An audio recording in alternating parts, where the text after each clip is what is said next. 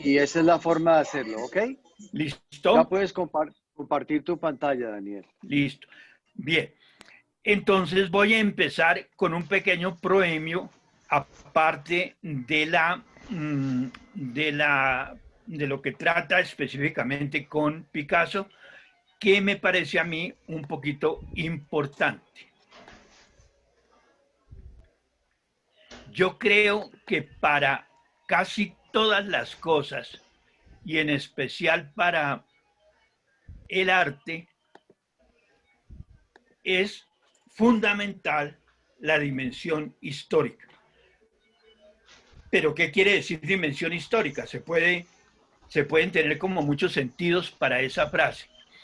Quisiera hacer un acercamiento a lo que yo quiero decir, para lo cual se me ocurre este truquito. Aquí tienen ustedes tres viajes. Un señor que se llama Ulises, hace más o menos unos 3.200 años, no tiene mucha importancia si 3.200 o 3.100, viajó 500 kilómetros para devolverse desde Troya hasta Ítaca.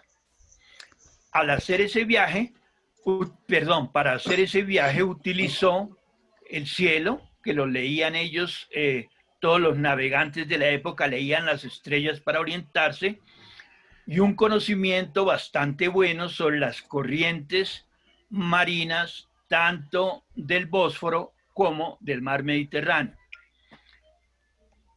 Lo más interesante de este viaje es que para cubrir esos 500 kilómetros se demoró como entre 9 y 10 años, según dice el señor Ulises.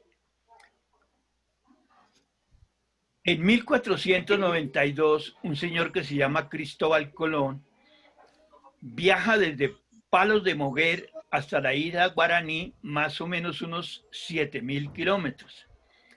Ya su embarcación, como más o menos los dibujos que ustedes ven, ilustran bastante bien, era un poco más tecnológica, y además de eso existía un aparatico que se llama compás, que usan los navegantes para ubicar las estrellas en el cielo y poderse orientar. Y además de eso tenía otro aparatico bastante interesante que se llamaba brújula. Lo simpático del viaje de Colón es que sus 7.000 kilómetros aproximadamente se cubrieron entre 3 y 4 meses. Y finalmente tenemos otro viajero, un señor que se llama Neil Armstrong, que en 1969, o sea, hace 50 años, viajó desde Cabo Cañaveral en la Tierra, creo que al Mar de las Tormentas, o una cosa así que no manejo yo muy bien. Más o menos son 380.000 kilómetros. Unos computadores le marcaron las órbitas que necesitaba para salir de la Tierra y para entrar a la Luna. Unos cohetes propulsaron las velocidades que necesitaba para cubrir, y sus 3.800 kilómetros los hizo en 3 días y medio. Cualquiera de los tres viajes de este ejemplo representan un momento definitivo para la humanidad, pero ninguno de los tres viajes puede ser comparado el uno con el otro, porque entra uno en el absurdo. No tiene ningún sentido comparar una brújula con un computador, y no tiene ningún sentido el conocimiento que se tenga de las estrellas con el conocimiento que uno tenga sobre matemáticas. El viaje de cada uno de ellos tiene su mayor y su menor sentido, dada la dimensión histórica que cada uno de ellos tiene. ¿Me puede explicar? Sí, totalmente. Bien, eso es lo que yo entiendo por dimensión histórica. Eso es lo que voy a usar ahorita por dimensión histórica, para con mucho gusto participemos entre todos. Por favor, comenten: un hombre del siglo XX. Para comenzar, este hombre del siglo XX, vamos a este puerto de Andalucía en España que se llama Málaga. Pero fíjense en lo chévere, la dimensión histórica no solamente contempla el momento, sino también contempla los sitios. Esta fotografía que ustedes están viendo no tiene nada que ver con el momento en el que yo voy a empezar mi cuento. ¿Por qué? Porque mi cuento no está situado en esa modernidad tan increíble del puerto que acaban de ver.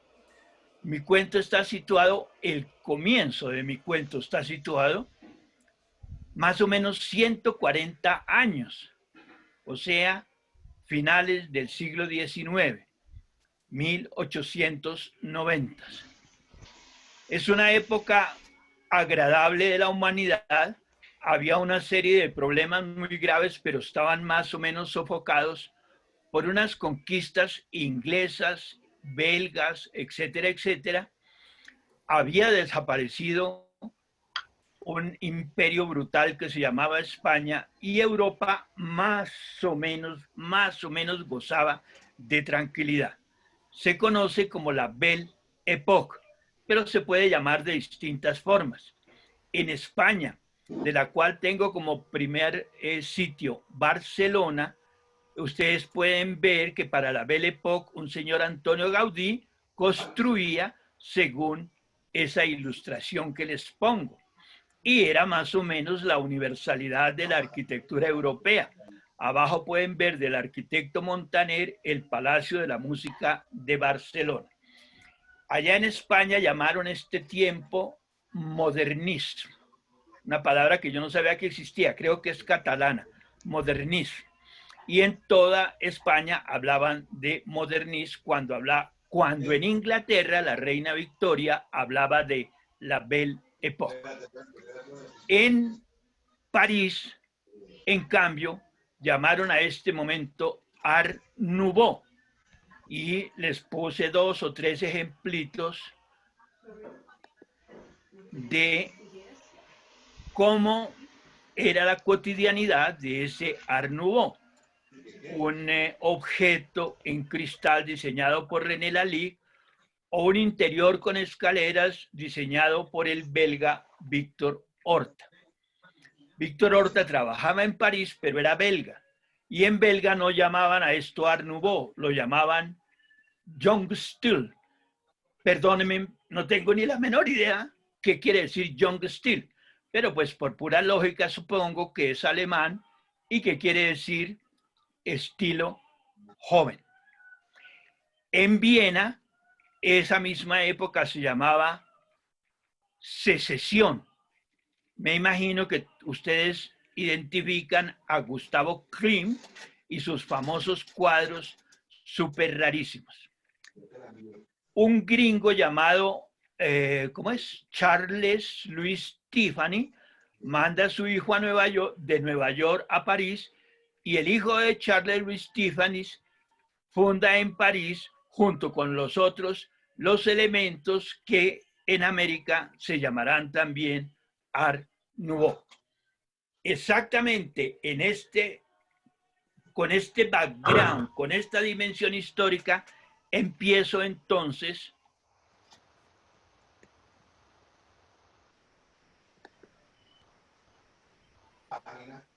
salen los teléfonos del WhatsApp. Perdón, me pasó algo porque voy a salirme un momento porque algo me pasó.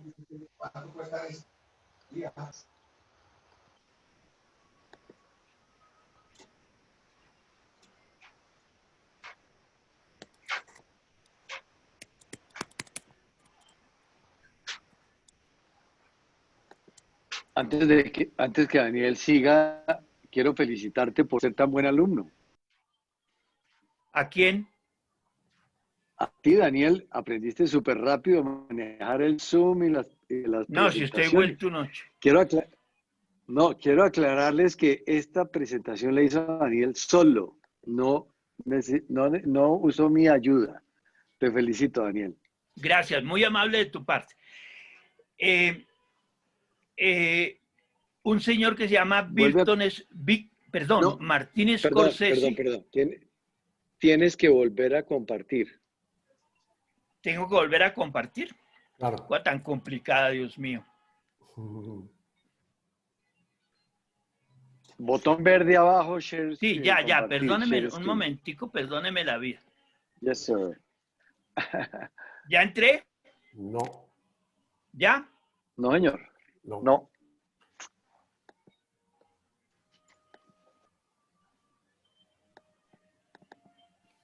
Ahora sí, ¿Ya? el pequeño. Señor, perdón. Tienes que ponerlo en modo presentación. Exactamente. Bien, un señor llamado Martin Scorsese tiene una película, no tiene nada que ver con lo que estamos hablando, estamos viendo, pero les ilustra cómo en América se vivía esta misma época. Es una época bastante interesante. La película se llama La Edad de la Inocencia y si les interesa, pues pueden ver cómo Nueva York participó de esta época. Los hombres y las mujeres iban a los parques en carrozas. La mayor velocidad la daba un caballo desbocado, pero un caballo desbocado solo se puede estar unos 5 o 6 minutos, a los 6 minutos tranca. No había nada, absolutamente nada de lo que vamos a ir encontrando en esta narración. Ni siquiera había energía eléctrica. Es interesante que nombres como Marconi, Graham Bell y el inventor del bombillo, ¿cómo se llama? Edison. Tomás Alva Edison, apenas en este momento tienen por ahí 30 y pico de años. O sea que cualquier cosa de la que hoy conocemos y que se crearon en esta misma época todavía no se conocía. La gente iba a los parques, había una retreta por los domingos por la tarde y la gente se divertía como enanos bailando las polcas y los valses del chiflamicas del momento que se llamaba Johann Strauss.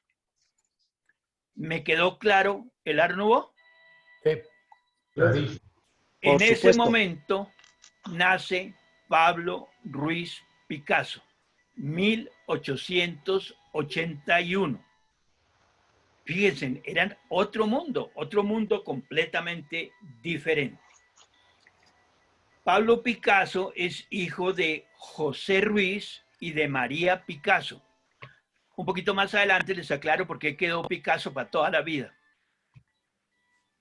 En el ambiente estudiantil que va de 1881 al 1900, Pablo Picasso forma su personalidad totalmente española, hijo de una familia española normal. Su padre da clases en una escuela de artes y oficios y es pintor, y su madre es una mujer común y corriente, como son todas las mujeres del área latina que nosotros conocemos.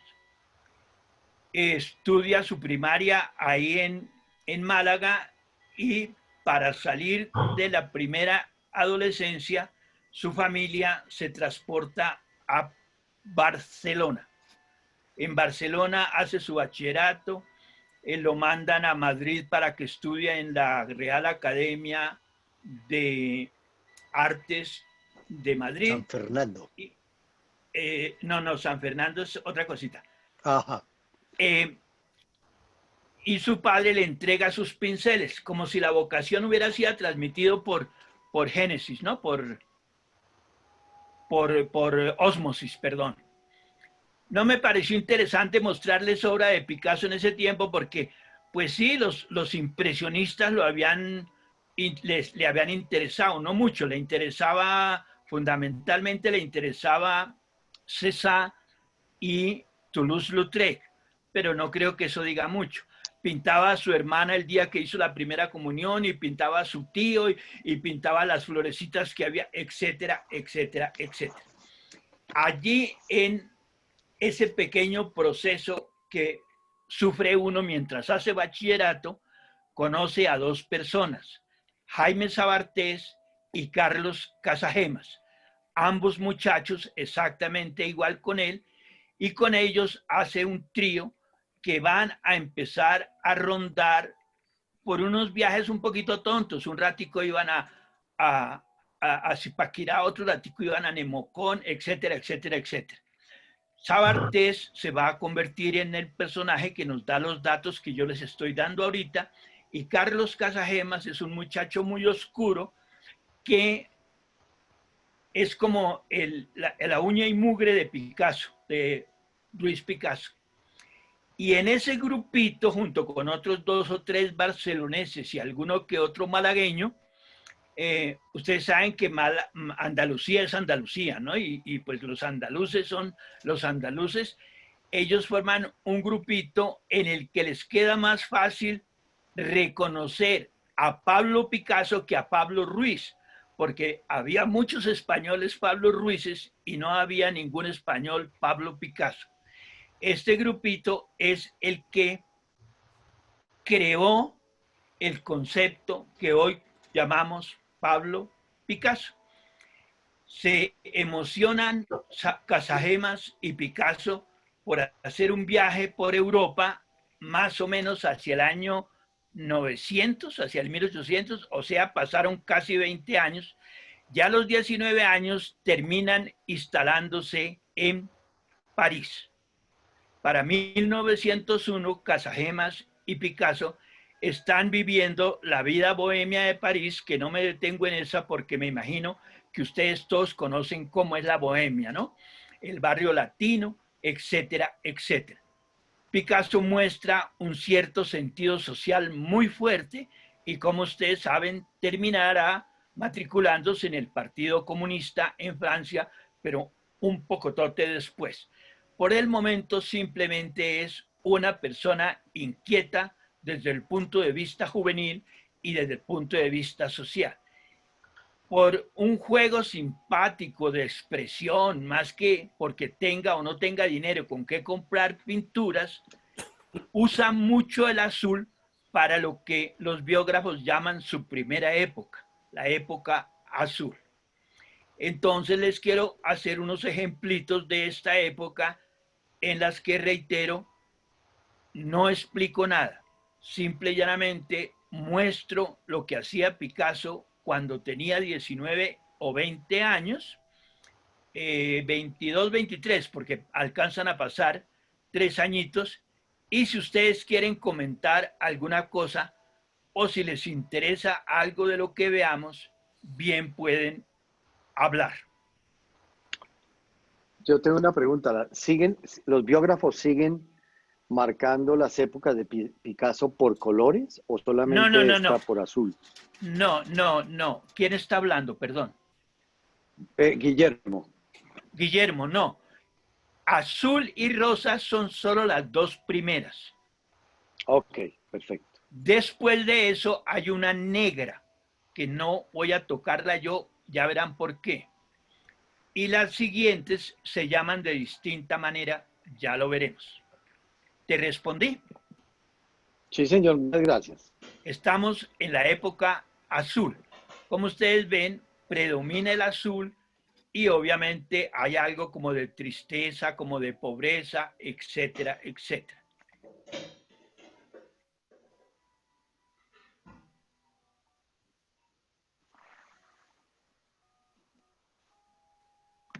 Si paso muy rápido, su condición en esa época, habla Guillermo, ¿su condición en esa época era de pobreza también o solamente el reflejo en sus cuadros? No tanto que fuera de pobreza, Guillermo, sino que era de estudiante, ¿sí? Y bohemio, allá refugiado en esa bohemia que viene desde más o menos 30, 40 años atrás con los impresionistas, ¿no? Pero no creo que le faltaran recursos porque le hacían bastantes encargos. Hay un encargo muy chévere de como unos 100 dibujos que le encargó un duque de esos. Luego, no creo que fuera recursos. Personalmente me parece que es más sentido social que falta de dinero, ¿no? Ok, perfecto, pero gracias. habla Álvaro B. pareciera que está influido por el medio ambiente que lo rodea, la pobreza alrededor de París, o son meras especulaciones mías. No, tienes toda la razón y los biógrafos, ¿cómo se dice?, hacen hincapié en que le llamó la atención la vida de privaciones que llevaba mucha gente, y yo añado que él no llevaba esa vida de privaciones. Y pues las obras lo demuestran tal como tú lo deduces. Perfectamente bien.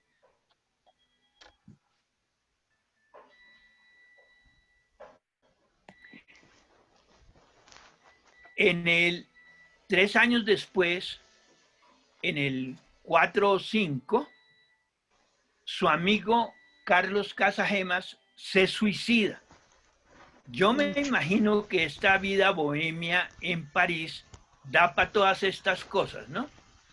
La última obra de la época azul es esta, en la que con una serie de alegorías y símbolos que creo que no entiende sino Picasso nomás, él reconstruye el entierro de su amigo Casagemas.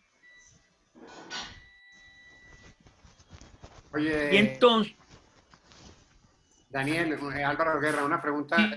sigue Álvaro. Veo ahí como algunas referencias pictóricas, pero pues obviamente esa idea mía no quiero que tú me confirmes. Como algunas cosas tipo el Greco, ¿o no? Sí, sí. Sí, señor, tienes También me toda la hizo pensar razón. lo mismo. Yo no hago muchas referencias para no ser muy enciclopédico, Álvaro, Okay. pero me parece muy bueno que al verlas caigamos en cuenta de ellos. En Sí, yo últimas de nunca había cuentas, visto ese cuadro. hace que para ti el cuadro tenga sentido, y de eso se trata el arte, ¿no? Y si Okay. es Greco o si es alguno de los impresionistas, no creo que tenga importancia, ¿no? Para mí también es el Greco. Ujú. ¿Quién quiere decir algo? No, que Dale. un cuadro parecido de Marc Chagall. No, no, Marcelino, no te entiendo. Marc Chagall tiene un cuadro muy parecido y es contemporáneo. Pero Marc Chagall sí es muy posterior a Picasso. ¿Así? Marc Chagall ahorita debe estar tomando tetero o biberón, a Marcelino. Bueno, sí. No, Vale, la referencia pictórica es... Perdona mi bonita. ignorancia. No, Marcelino, no quise decirte eso. Quise decir que la referencia es bonita, conocer a Chagall, y ahorita más adelantico, cuando sea el momento, te ubico a Chagall para que tú hagas la deducción que te parezca bien. Perfecto, sí. Perdóname No, si fui... intervino fue Álvaro Velázquez en el sentido, en lo siguiente. ¿El Greco fue contemporáneo o fue anterior a Picasso? 2 siglos y medio antes. Ah, no, claro. El Greco es el barroco. Sí. 1600, 1700. Y estamos en 1905. ¿Te ubicas? Sí, claro. Perfecto. Poquita distancia. Pero fíjese en lo chévere que es que el arte le permita a uno hacer esas referencias. Esa es la gracia. Más interesante a que traten de explicarle a uno las cosas. Picasso Gracias. sufre una conmoción muy grande con la muerte de Casagemas y cambia de actitud. Y en 1905 empieza una nueva época. Se conoce como el Rosa. Es muy simpático. De todo este sentido social y esa como tristeza pasa a una euforia, pero con los mismos contenidos sociales. Es un poquito importante decir que para esa época hay pues no existe el cine, no existe las discotecas, etcétera, etcétera. Entonces, la diversión está dada en términos de la época, de la dimensión histórica. Y una de las diversiones más chéveres es el circo.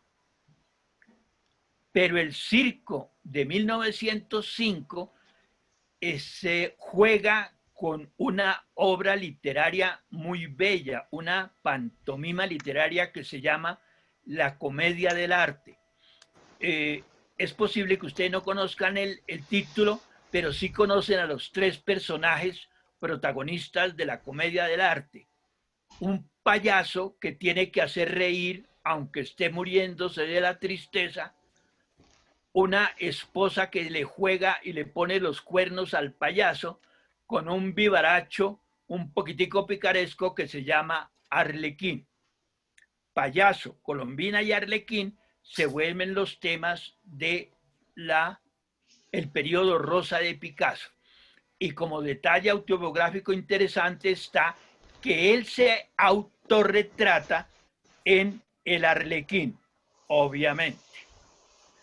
Entonces, todos estos arlequines, todos estos payasos y todos estos artistas de cine, de circo, de alguna manera reflejan la imagen que Picasso tenía de sí mismo, tanto la física como la espiritual.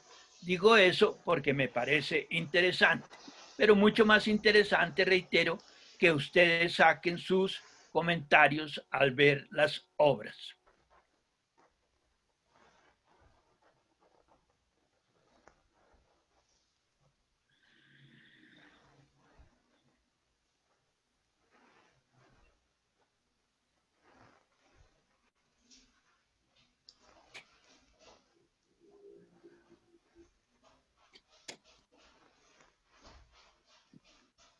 La figura del centro es un autorretrato de Picasso, ¿no?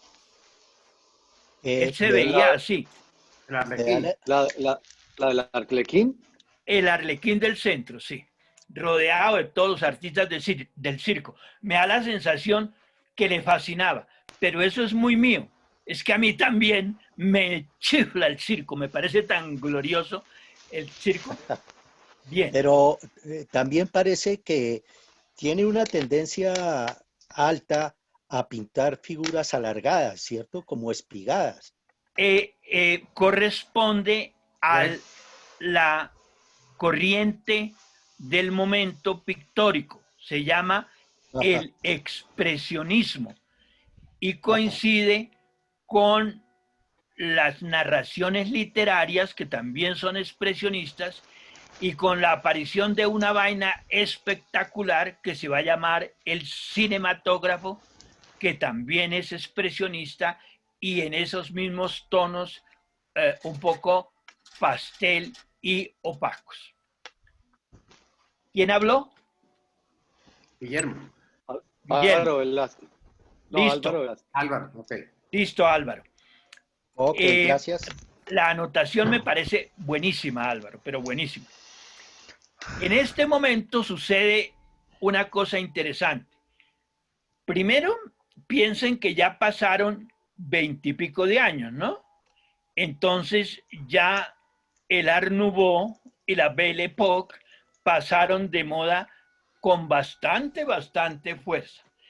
Y llega a el Museo del Trocadero de París. Yo no sé si ustedes saben o acepten que París es la ciudad que tiene el mejor presupuesto en dinero para la cultura. Los franceses se vanaglorían, mucho antes de Napoleón y mucho después de Napoleón también, de gastar cantidades de dinero en cultura. Pues es la ciudad que tiene más museos importantes del mundo, aunque no sean los mejores, pero bueno. Entonces llega al Museo del Trocadero una exposición de arte africano. Llegamos a 1907.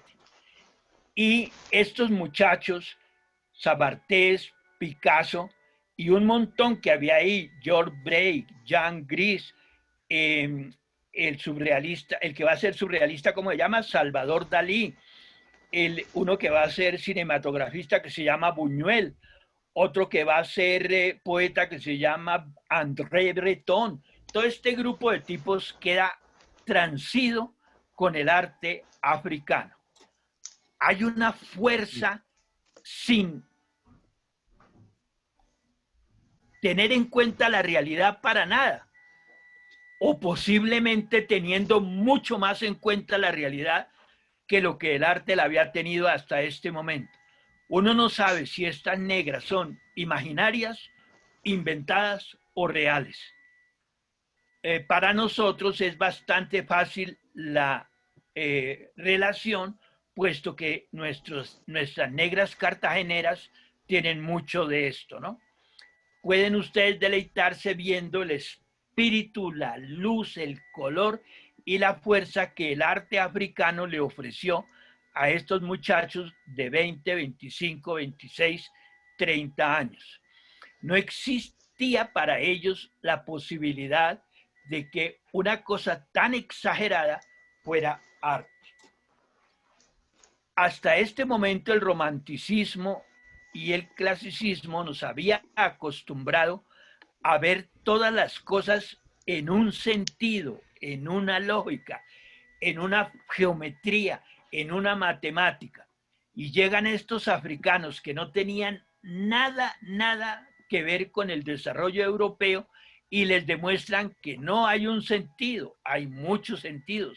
No hay una lógica, hay muchas lógicas.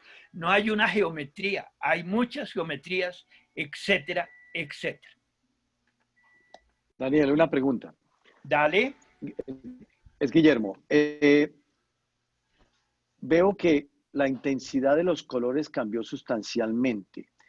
Él en algún momento con el tema de África utilizó colores naturales como tinturas naturales y demás. Te lo pregunto por una experiencia que yo tuve de unos cuadros que compré en Haití en alguna época hace muchos años, que han conservado su colorido durante los años y el sol y todo. Entonces te preguntaba porque veo que cambió la intensidad de los colores fuertemente. ¿Te puedo responder un poquito más adelante? Dale, gracias. Daniel, una pero pregunta. quiero glosar una cosa. Cambió la Daniel, intensidad. Perdóname, digo esta frase y acepto la otra intervención. Cambió la intensidad del color porque este arte no es europeo, Guillermo. Esto fue lo que los africanos trajeron a Europa. Entonces, olvídate del arte europeo. En este momento no estamos viendo arte europeo, estamos viendo arte africano. ¿Qué iba a decir algo alguien? No, ya, quedó respondido. Gracias. Daniel, Gracias. una pregunta. Dale, César. ¿Esas 4 ilustraciones que mostró son de Picasso? No. No, César, no entiendo la pregunta. Me estabas hablando Esto de es obra África. Son cuadros africanos. ¿Esos cuadros son africanos o son de Picasso? Sí, y No, no son son de solamente cuadros, son pañolones, son bufandas, son turbantes, son telas, como en el caso ¿Ninguno de de esos cuadros es de Picasso?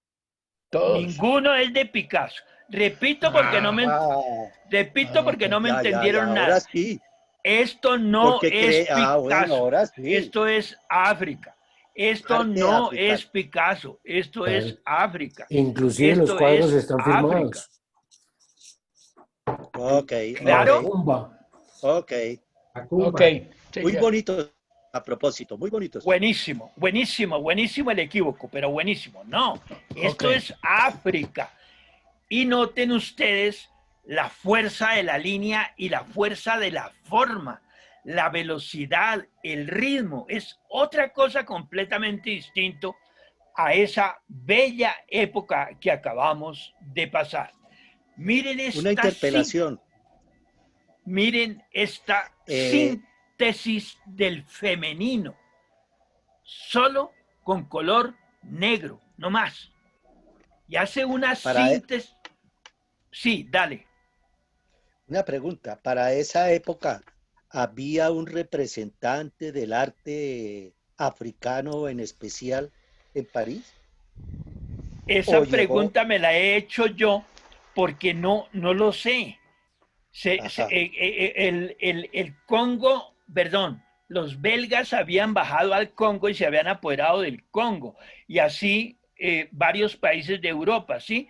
Sí, Me sí. imagino que los embajadores de los respectivos países europeos se encargaron de hacer estas recopilaciones y llevarlas a Europa. Pero eso me lo invento yo para el que esté preguntando. No tengo ni Ok. idea. ¿Y no había mercantes de arte africano? No, no había. No. Y no era considerado arte. Esto era puro primitivos, unos negros por allá tontoletos haciendo bobadas. Y en este momento ve uno de esas bobadas y queda uno fascinado con esas síntesis tan bellas. Esta estatua no puede ser más hermosa, ¿no? Hecha en barro, y toda la arquitectura está dirigida para indicar la razón de ser del nombre de la cerámica, una maternidad. Miren ese centro perfecto aquí, dejado completamente libre para expresar la maternidad, y todo el marco que cuida a los dos muchachitos para expresar la maternidad. Tenía que dejar locos a estos muchachos que les mencioné, Break, Gris, Picasso, etcétera, etcétera, ver toda la parte espiritual de este arte que Europa no tenía ni idea de qué se trataba. Me parece que no debo contradecirme explicando, entonces les dejo a ustedes la interpretación de esos objetos. Pero en Ayudis me ha permitido a mí entender algunas cositas, el saber algo. Miren estas dos máscaras africanas. Eso no era arte para un europeo, y sin embargo para el africano es la maravilla de las maravillas, con unos conceptos de contradicción muy bellos en cuanto a dialéctica se refiere. Fíjense en que en la realidad que el arte había copiado desde el clasicismo hasta el romanticismo, las cosas se hacían tal y como eran y no se cambiaban, porque cambiar era mal, eso quedaba mal hecho. Pues el artista africano, en cualquiera de estas caretas, en esta o en esta, donde en la realidad hay huecos, el artista pone volúmenes, y donde hay volúmenes, el artista deja huecos. No sé si será a propósito o no, pero es muy llamativo. En el rostro humano los dos ojos son un hueco, y fíjense que en las dos máscaras el artista africano pone volúmenes. En la realidad los pómulos de un rostro son volúmenes y el artista pone huecos. Paralelo, casi de la misma edad, casi contemporáneos. No estoy bien seguro, pero yo creo que 3 años antes de que naciera Picasso, había nacido un pobrecito tipo que se va a llamar Albert Einstein. Y Albert Einstein nos va a explicar por qué la realidad puede contener estas contradicciones perfectamente bien como el africano lo está haciendo. ¿Me expliqué? Perfectamente.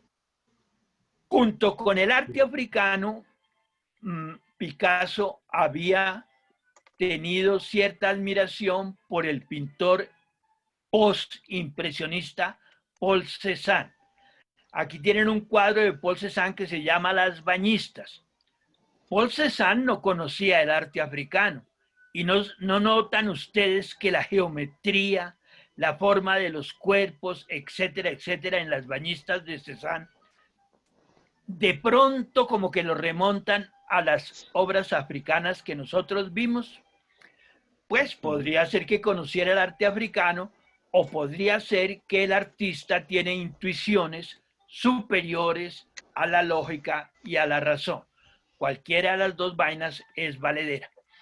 Lo que me interesa ahora es que en 1908 Picasso pinta el lienzo que tumba todo lo que Europa y América desde luego conocía como arte. Este lienzo es capital en la historia del arte, se llama Las Señoritas de Aviñón y retrata unas puticas que yo me invento este cuento que les voy a decir y usted cada uno invente el cuento que quiera. A las 5 de la mañana, después de haber atendido yo no sé cuántos clientes, se toman un descansito estas viejas. No se necesita ser técnico en arte ni en ninguna otra cosa para darse uno cuenta la influencia y el juego tan bello que Picasso encuentra para inspirarse tanto en el arte africano como en las bañistas de Cézanne para crear este lienzo. Claro. Okay. No sé si se dieron cuenta que pasaron casi 30 años, ¿si se dieron cuenta? Sí, claro. Sí, claro. Pasaron 30 años y el Art Nouveau quedó para la historia. Para 1908, año de las señoritas de Aviñón, el mundo ya no es Nouveau ni hay Belle Époque. El mundo ya no baila valses y polcas. El mundo es deco. Le fascinan los boleros y las baladas románticas y baila el foxtrot. Me parecía importante subrayar que la aparición de las Mademoiselles d'Avignon tienen una dimensión histórica completamente diferente. Como símbolos del mundo deco les pongo el edificio del Building Empire State, dos objetos de vida cotidiana y la aparición de un señor interesante que se llama Walter Gropius, alemán, que funda una escuela de diseño, se llama la Bauhaus. Aquí tienen el edificio de Weimar de la Bauhaus y que dominará la vida cotidiana de los años 20 en adelante. Hagan el esfuercito y pásense de los valses de Strauss a los foxtrots de los años 20 y entienden por qué Picasso exactamente en ese momento, junto con sus amigos, crea el cubismo. Una forma de interpretar y recrear la realidad que cambió completamente el arte. Para que la gente no pensara que estaba pendejeando, se hace un autorretrato con todo lo que aprendió de lo que acabamos de ver antes. Entonces, reitero, les muestro qué hicieron esos locos para crear el cubismo y ustedes hacen los comentarios.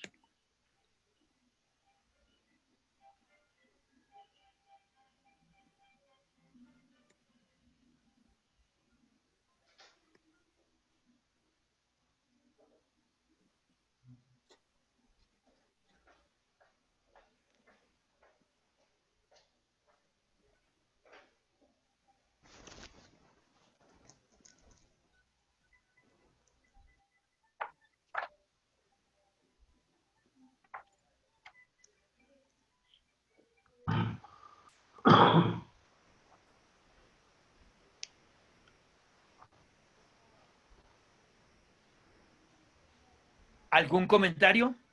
Darío, Dale. me llama muchísimo la atención el cubismo de cuadrados y el cubismo de redondos, la mezcla de algunos trazos cuadrados y otros cuadros redondos en los cuadros que acabas de pasar. ¿Eso tiene alguna razón de ser? Claro, está hablando Darío, ¿verdad? Sí, señor. Darío. Sí. Claro, Darío. es la herencia que el artista africano le dejó a los cubistas. Claro. ¿Sí? ¿No viste en el arte africano el mismo juego? Claro, claro, claro, ahí está. Perfecto. Qué belleza. Muy buena anotación.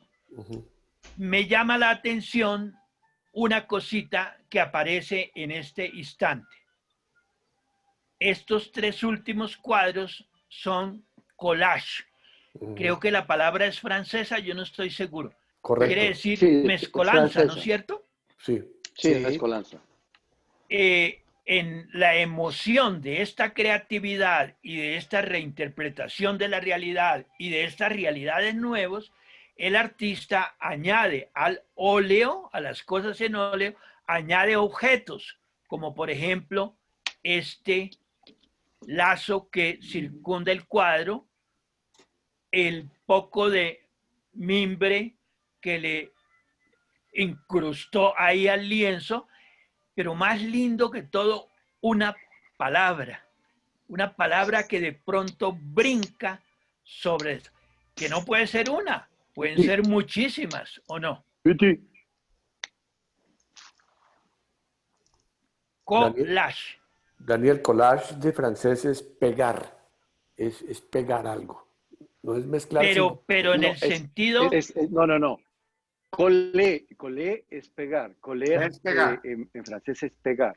Collage es lo que está pegado, lo que está, Claro, un exacto. ensamblaje pegado. Exacto. Pero estos Yo son pensé- pegados. Esto es, Yo pensé que quería materiales decir pegados. ensamblaje y siempre he visto que lo usan como ensamblaje, ¿no? Ok. Para subrayarles que cambiamos de época, yo me hice mi collage. Reitero, ya casi vamos a llegar al momento en el que Albert Einstein le comprueba a los matemáticos que los absolutos de el inglés Newton tienen que revalidarse porque esos absolutos como que nanay. Daniel, Y va a crear, ¿sí? una interpelación. No sé, es una apreciación de que de una u otra forma los primeros cuadros, antes de llegar al cubismo como tal, esos rasgos lineales en forma de ángulo, de una u otra forma hacen juego con la época del Art Deco. Claro. Sí, ok. Claro, perfecto. Y por eso mi collage es con deco. Exactamente por eso. Muy bien, muchas gracias, muy amable. Oh, gracias No a ti. es que el orden no exista, claro que el orden existe, pero qué pena. Nuestra mente no es lineal, nuestra mente es cubista, nuestra mente es mucho más así que así.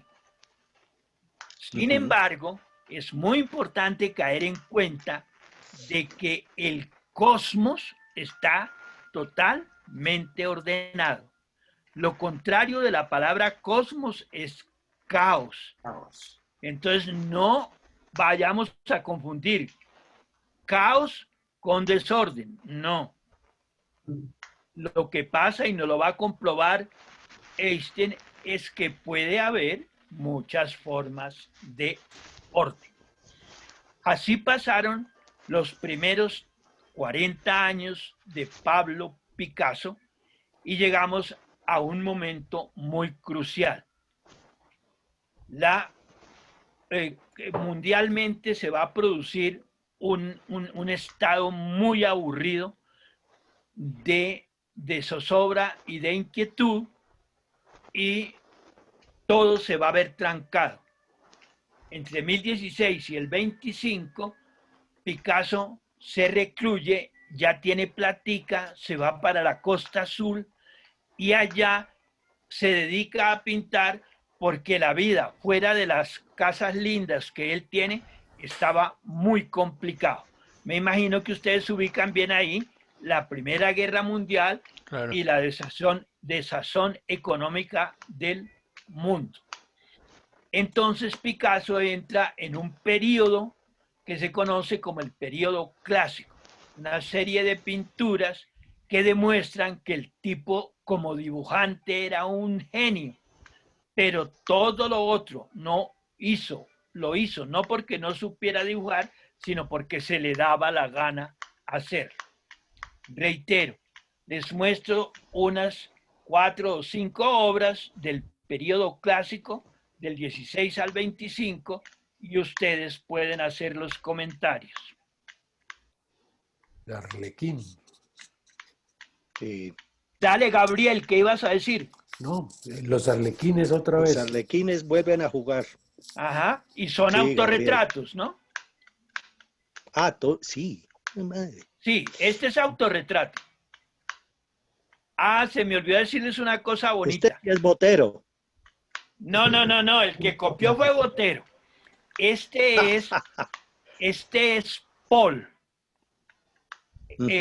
Picasso tuvo como 5 o 6 esposas que yo ya no soy capaz de repetir, se me olvidan los nombres de ellas. De la primera esposa tuvo este niño que murió niño. Y Picasso le dedicó el primer cuadro de la época clásica a Paul. Es muy bello, ¿no? Botero después hizo lo mismo con el niño que se le murió a Gloria Sea.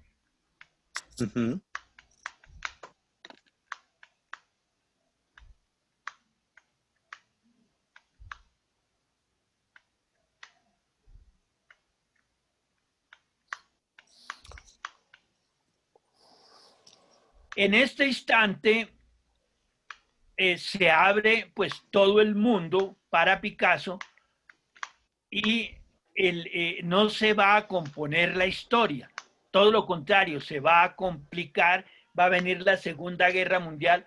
Entonces estos 40 años, los 20 que acabamos de ver y los 20 que siguen, son demasiado enredados. Picasso, metido allá en la Costa Azul con su respectiva esposa que le tocara, empieza a producir obra a diestra y siniestra. Como no vale la pena que veamos tantas cosas, se me ocurrió hacer un pequeño núcleo de obras grandes de Picasso e interesantes. Añadí los títulos de las obras como comentario que me parece bueno. Debía empezar con las señoritas de Aviñón, pero era demasiado obvio. Entonces empiezo con esta que ustedes ya la vieron en el cubismo y que se llama Los Músicos. Daniel, Hoy por hoy, Daniel, el tipo de mujer, sí, el tipo de mujer que él dibuja es el tipo de mujer que existía en esa época, me imagino yo, porque todas son acuerpadas y gordas. ¿Le puedo responder más adelante, César? Ok. Acuérdeme, por favor, le debo a César la respuesta de la mujer y a Guillermo, ¿cuál le debo? Guillermo. La de la pintura con la de África, con la pintura con temas naturales, materiales naturales. Sí, pero ya no te quedó respondida con el cubismo.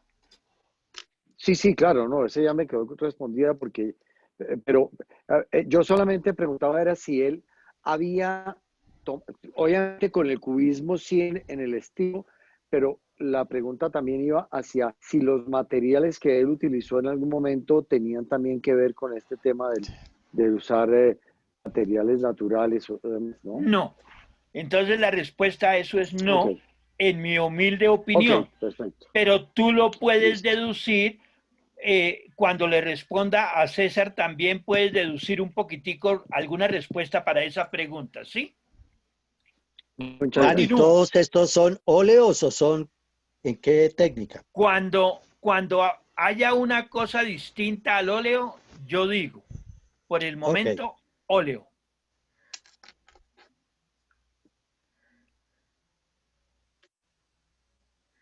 Es increíble que 40 años tan dolorosos hubieran producido un arte para uno reírse, ¿no? Es un arte para uno reírse y el mundo estaba vuelto añicos. Ajá. Ahora, Daniel, una observación. Independiente de tema, independiente de técnica, independiente como de recursos pictóricos, es casi que imposible encontrar un rostro alegre. Todos los rostros son un poco lúgubres y bastante serios. No se ve, digamos, se ve alegría en colores, pero los rostros siempre son como muy adustos, muy secos. Cierto, cierto.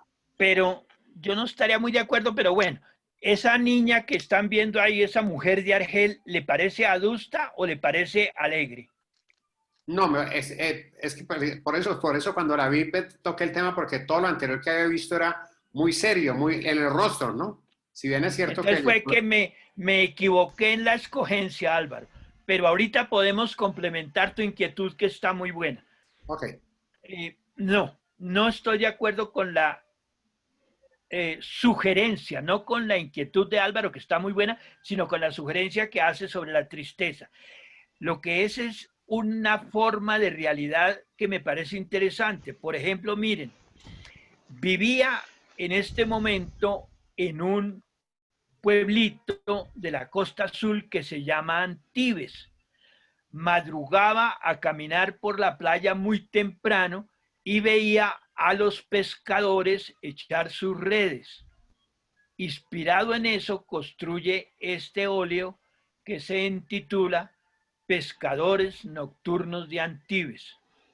Más que tristeza, Álvaro, yo lo que veo es una melancolía y una nostalgia de la vida cotidiana tan difícil que debió ser en este momento para toda Europa, ¿no?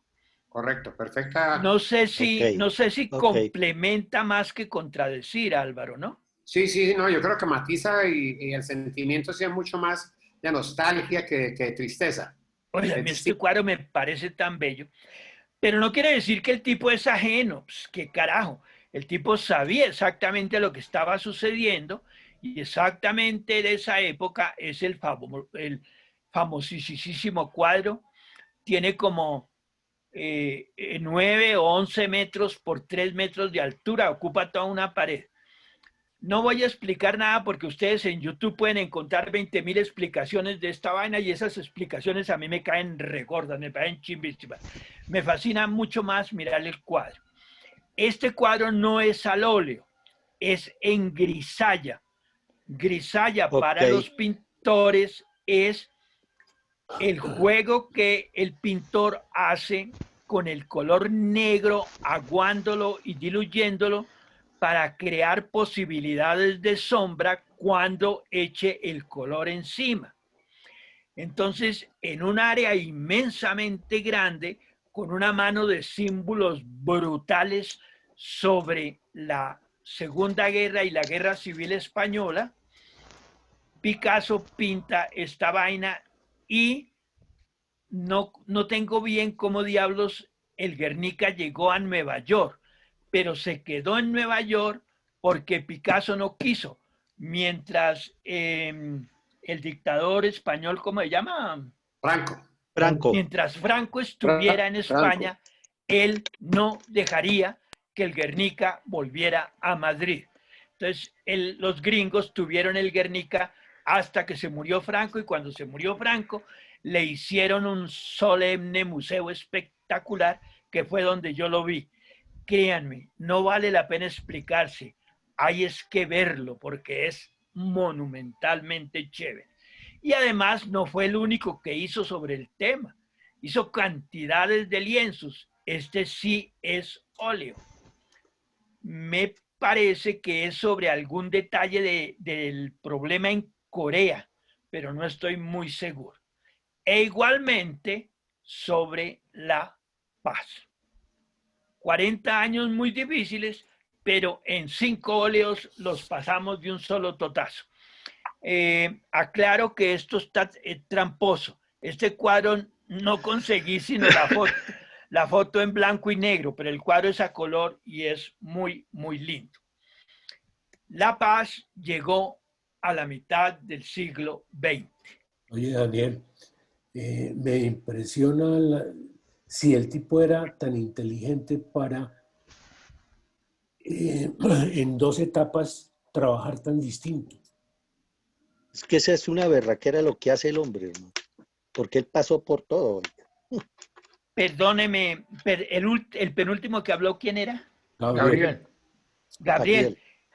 Gabriel, lo que pasa es que yo caí en la cuenta después de una cosa que tú acabas de caer en cuenta. Y es que pasaron 60 o 70 años, ya llevamos casi, ya va a cumplir 65. Entonces la cosa me quedó demasiado resumida, Gabriel. Ok. Porque él pasa por muchas más. Míralo ya como está, ya tiene casi 60. Sí, 60. no, mi pregunta iba a que la transición entre las dos épocas es muy fuerte. No se ve como un desarrollo. Pero es culpa mía, no de la historia. Es que yo resumí mucho. Aquí a nadie se le contradice. Bueno. Resumí demasiado. Pero la anotación, Gabriel, te la agradezco porque está buenísima. Quedó demasiado resumido. Por Dios, ya pasaron 70 años. Ahora, Daniel, más allá de lo que tú bien dices del orden que tú le diste, lo que sí es absolutamente claro es que las Demoiselles d'Avignon es un punto de rompimiento clarísimo, ¿no? Brutal. África. África mandó todo para el diablo, no hay ni la menor duda. Es que las señoritas de Avignon es el preámbulo del cubismo. De acuerdo, todos los elementos Perdón, Marcelino, no te oí. Las señoritas de Avignon es como el inicio del cubismo.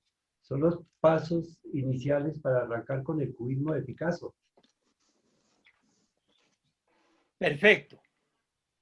Y entonces, para arreglar un poquitico la metida de pata que cometí y que Gabriel cayó en cuenta, hago aquí un pequeño paréntesis. Ya lo tenía planeado, pero es que me funciona perfectamente bien.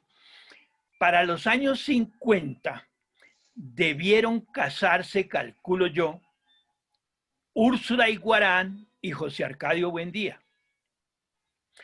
Y como ustedes saben, eran primos. Y como eran primos, todas las matronas y las lambonas del pueblo de Macondo empezaron a decirle a Úrsula que iba a tener hijos con cola, con rabo de iguana. Pero Úrsula y José Arcadio estaban muy, muy enamorados y se casaron. Entonces escuchen. Ya ves, Úrsula, lo que andan diciendo la gente, le dijo a su mujer con mucha calma. Déjelos que hablen, dijo ella. Nosotros sabemos que no es cierto. De modo que la situación siguió igual por otros 6 meses hasta el domingo trágico en que José Arcadio Buendía le ganó una pelea de gallos a Prudencio Aguilar. Furioso y exaltado por la sangre del animal, el perdedor se apartó un tanto de José Arcadio para que toda la gallera pudiera oír lo que iba a decir. Te felicito, gritó. A ver si por fin ese gallo le hace el favor a tu mujer. José Arcadio Buendía, sereno, recogió su gallo, vuelvo enseguida, dijo a todos, y luego a Prudencio Aguilar. Y tú, anda a tu casa y ármate, porque te voy a matar. 10 minutos después volvió con la lanza cebada con que su abuelo había conquistado toda la pradera y matado los tigres.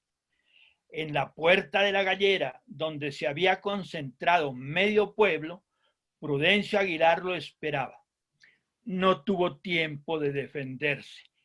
La lanza de José Arcadio Buendía, con la misma fuerza de un toro y la misma dirección certera con que Aureliano Buendía exterminó a los tigres de la pradera, le atravesó la garganta. Esa noche, mientras se velaba el cadáver en la gallera, José Arcadio Buendía entró en el dormitorio cuando su mujer, se me olvidó contarles que para no tener hijos, Úrsula se había puesto un cinturón de castidad, ¿sí se acuerdan?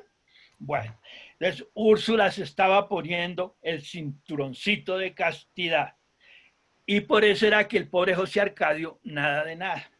Perdonen que se me olvidó ese detalle tan importante. Quítate eso, le dijo José Arcadio. Úrsula no puso en duda la decisión de su marido. Serás responsable de lo que pase, murmuró. José Arcadio Buendía clavó la lanza en la tierra. Es hermoso, ¿no? No fue la lanza lo que clavó, pero bueno. Si hemos de parir iguanas, criaremos iguanas, dijo, pero no habrá más muertos en este pueblo por culpa tuya. Era una buena noche de junio, fresca y con luna, y estuvieron despiertos y retozando en la cama hasta el amanecer, indiferentes al viento que pasaba por el dormitorio, cargado con el llanto de los parientes de Prudencio Aguilar. Yo no creo que sea coincidencia. Para 1950 y tantos explota aquí en Latinoamérica lo que se conoce como el boom de la literatura latinoamericana. Y como pudieron darse cuenta, es cubista hasta el último ramito de cada palabra, de cada figura, de la acumulación de tiempos, de la acumulación de personajes. Exactamente leí 11 líneas y creo que salieron como 20 personajes, 400 imágenes, etcétera, etcétera, etcétera. Nuestra mente y la literatura latinoamericana son cubistas.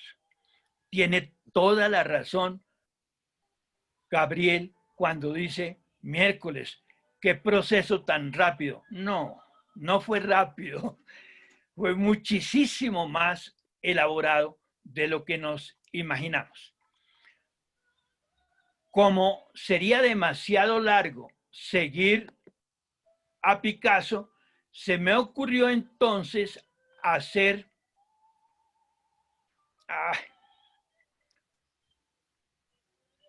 un pequeño resumen a partir de la mitad del siglo XX, que no dura más de 10 minutos, si ya estamos.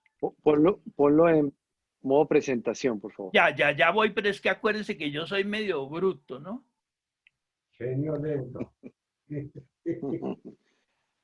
Ahora, ¿qué tengo que hacer? Poner presentación de diapositivas desde la diapositiva. Ay, carajo, la agarré. Bueno, dale escape y vuelve y se hace lo mismo. Ya, pero no me regañen, hola. Pero bueno, rápido, Daniel. Una también hace lo que puede. Y una Daniel, a usted le queda mucha vida todavía, hermano.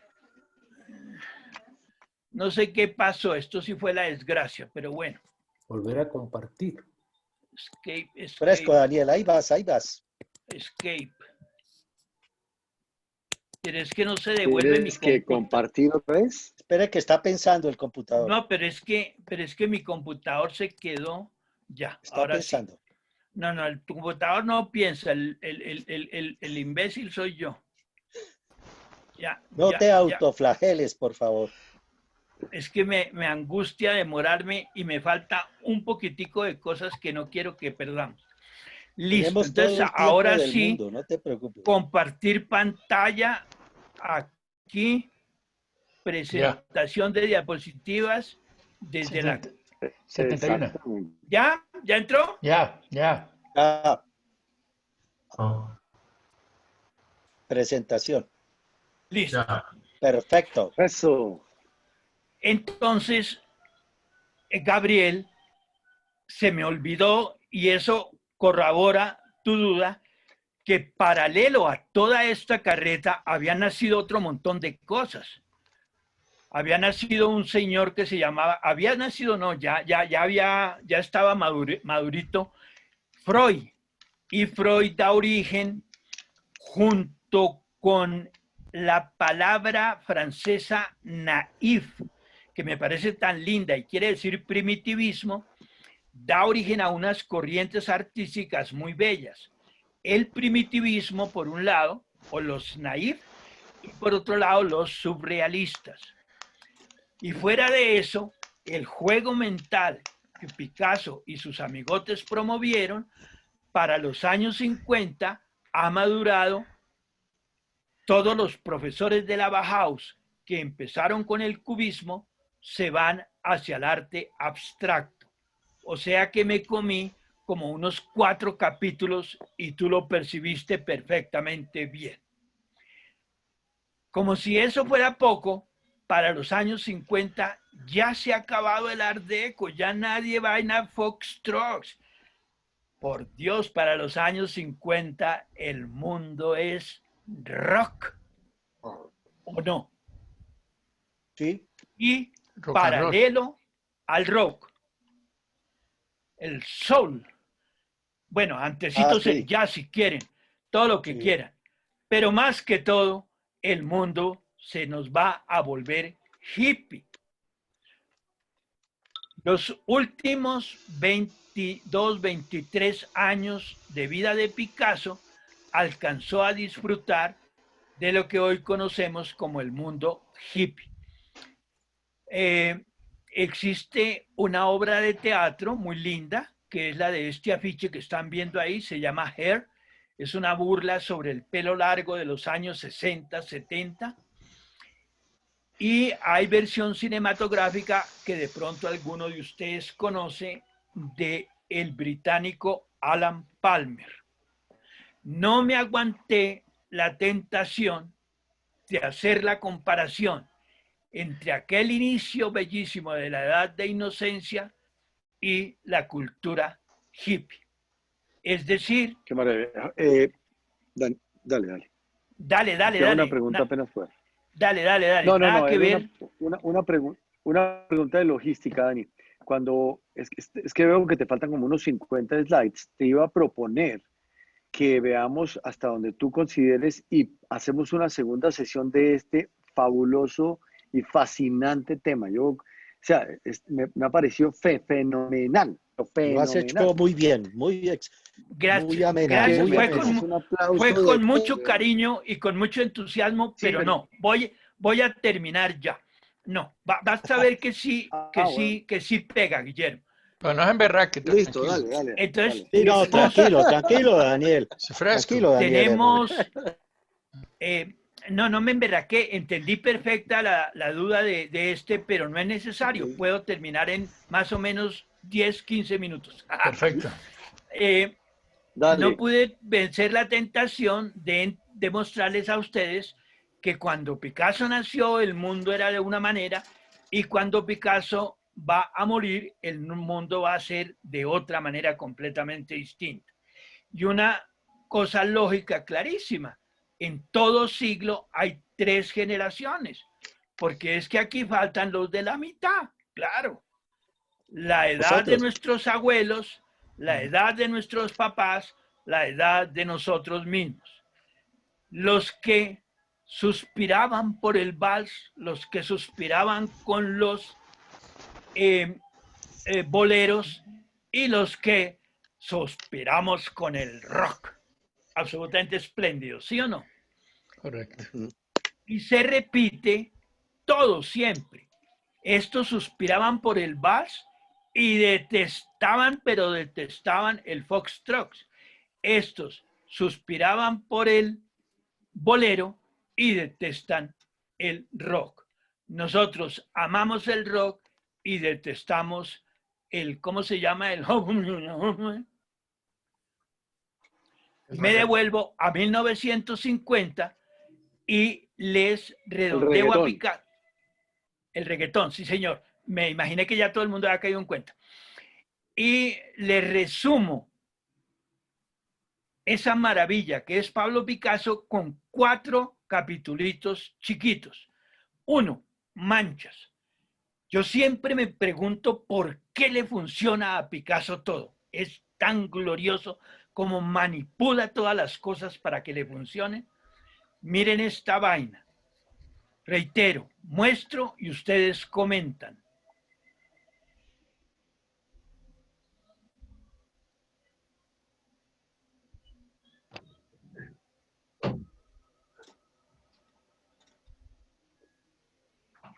Daniel.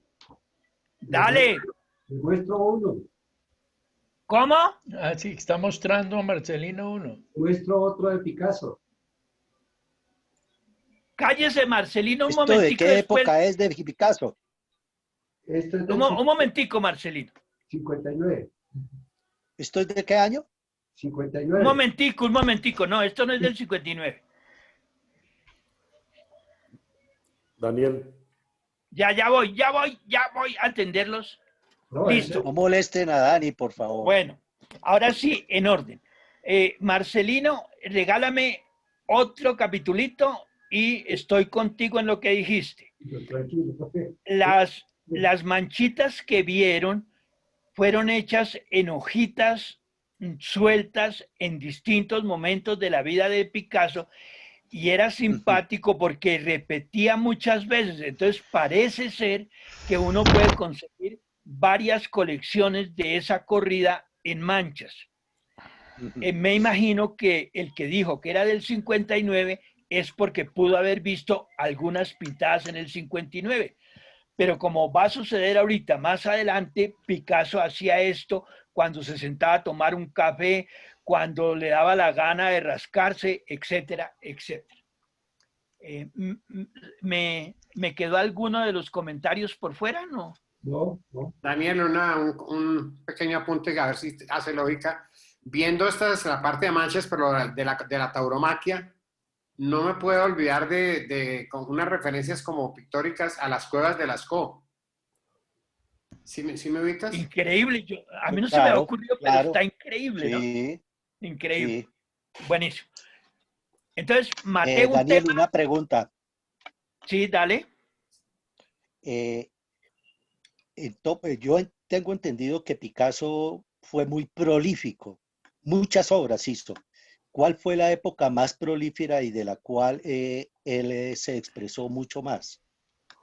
Nació en 1883 y murió en 1971. Y te aseguro que si vamos a ver qué día de su vida hizo más obras, no somos capaces. ¿Quién habló? Álvaro Velázquez. Álvaro, no somos capaces. Es atortolante, pero es que es atortolante. Una vez un conde le pidió que necesitaba unos grabados. Se encerró en un hotel en París. El conde se llamaba el conde de Bollard. Y como en algo así como en 2 semanas o 3 semanas hizo 230 grabados que hoy se conocen como la colección Bollard. Qué locura. Era la locura, eso era la locura. Y para subrayar esa locura, vean mis otros 3 temas que le tengo. ¿Recuerdan la impresión de síntesis del femenino que le dejó África? África, sí. Para responderle a mi hermano César. Mire la mujer en Picasso César y trate de responderse la pregunta que me hizo. Cable.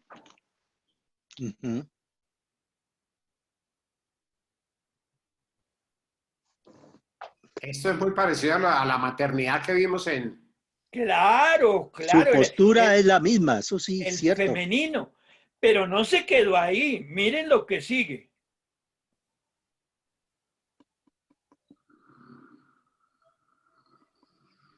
Qué maravilla. Qué cosa, oiga, qué cosa. Oiga, Picasso tiene algo interesante que es muchas figuras femeninas de rostros, lo pone simultáneamente de lado y de frente. Puro cubismo. Ese ahí lo tiene. Puro arte africano, eso es cubismo. Bueno. Cierto, sí, ni más ni menos.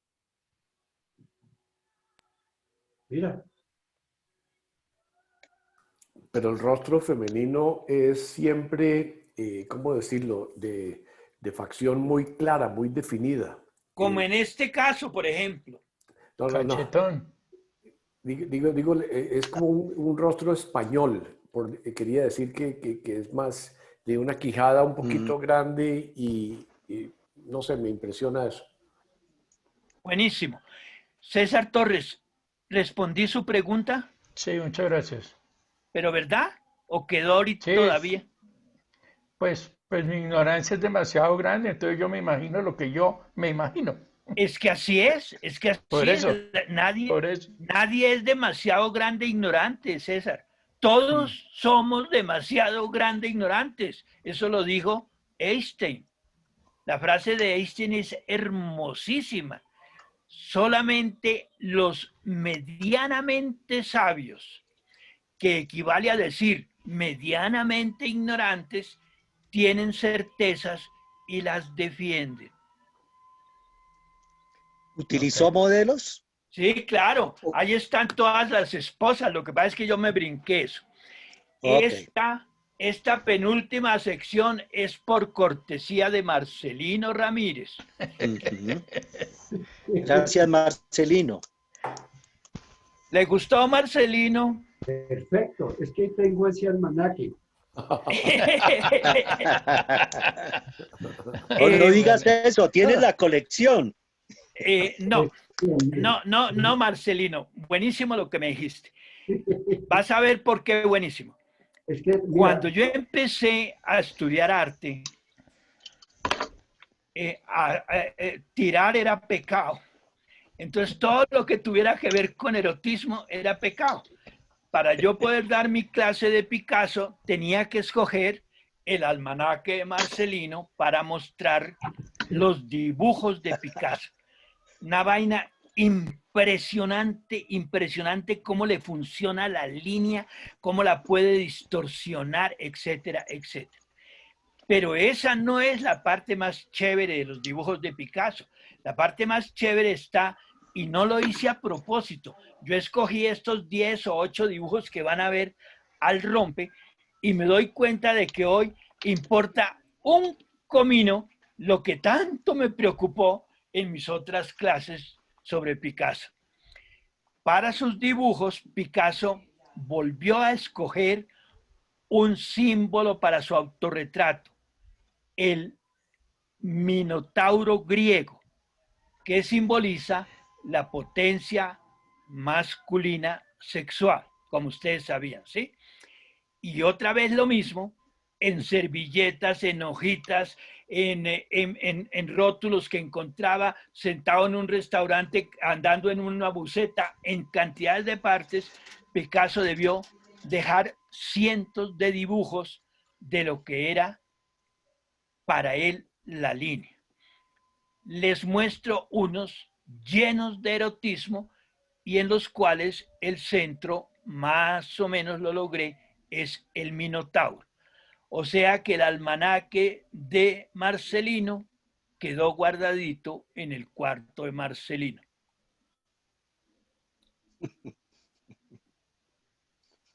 Una joya, Marcelo. total, total.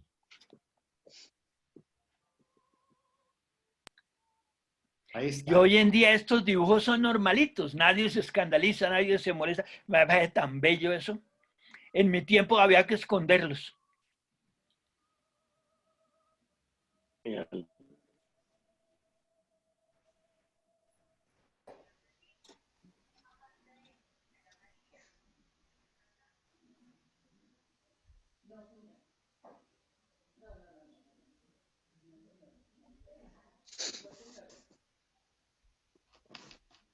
A mí me parecen muy alegres estas. Total. Oh, esto es un sueño, ¿no? Cosa tan linda. Bueno, pero eso es puro gusto mío.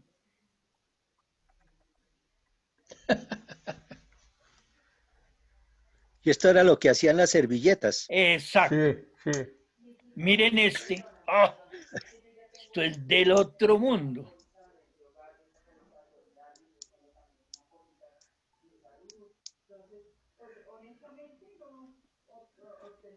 Este es mi preferido, pero bueno.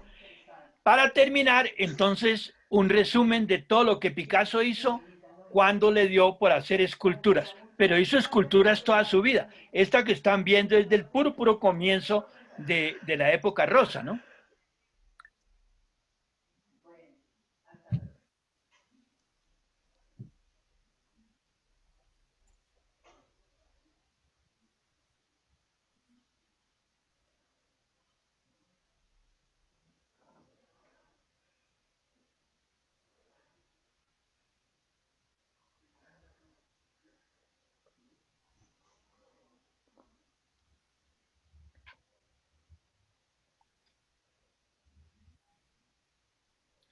esto es del otro mundo.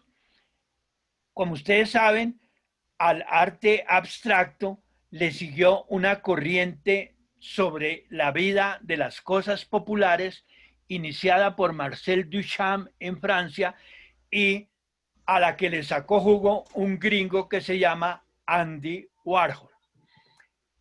Para allá al final de mi vida me tocó a mí la corriente artística que se conoce como el pop art. Hay un elemento fundamental en Picasso. Atravesó el siglo XX con todas las corrientes del siglo XX, pero Picasso nunca fue surrealista, nunca fue abstracto y nunca fue pop. Morirá siendo cubista. Sin embargo, miren este futbolista. ¿No es puro pop? Fútbol, es mi futbolista preferido. Finalizo con dos grandototas para indicarles que fue muy tenido en cuenta. Toda la sociedad de la época era amiga de Picasso. Muere en una finquita muy linda, una casa hermosísima con su esposa Jacqueline en la Costa Azul. La casa se llama La Californie y le encargaron para alguna de esas casas una estatua que puede medir más o menos unos 12, 15 metros. Y lo mismo esta otra, que como ustedes ven ocupa 3 pisos de un edificio y que nos recuerda todo lo que hemos visto de Picasso. Y es que yo creo que le tengo fe a que el álgebra es mejor que la aritmética, porque la aritmética tiene dos, ¿cómo se llama eso? Operaciones, la suma y la resta. En la suma se añaden y se añaden y se añaden cosas. En la resta se quitan y se quitan y se quitan cosas. En el álgebra, en cambio, para mi gusto, no hay sino una sola operación. Sumar. Lo que se sume positivo, da positivo. Y lo que se sume negativo, quita. El resultado final es o usted es positivo o usted es negativo. Me parece a mí que este es el secreto de la vida. Cuando un hombre logra sumar tantas vainas, pues se convierte en un mito. Y una cosa que me pareció muy linda para terminar, cuando un hombre es capaz de lograr esta suma positiva, su nombre crea un adjetivo. Se me ocurrió terminar con una meditación sobre eso. Aquí les consigné unos adjetivos que me parecen tan bellos. Nacen todos de un nombre. Budista, cristiano, maometano, luterano. Y en otro sentido, dantesco, maquiavélico, volteriano, uno tenaz, napoleónico, bolivariano. Y en otro orden, cartesiano, marxista, freudiano. Y mi preferido, hermosísimo, cervantino. No contento con crear uno, creó dos, cervantino y quijotesco. Y para finalizar, mis consentidos, chaplinesco, cantinflesco, felinesco. Por hoy, quedémonos con Picassiano. Muy bien, Daniel, muchas gracias. Oiga, muy bien. Excelente. Maravilloso, Daniel, gracias. Excelente, Daniel, muchas gracias. Muy rica, muy agradable tu presentación, muy sabrosa, muy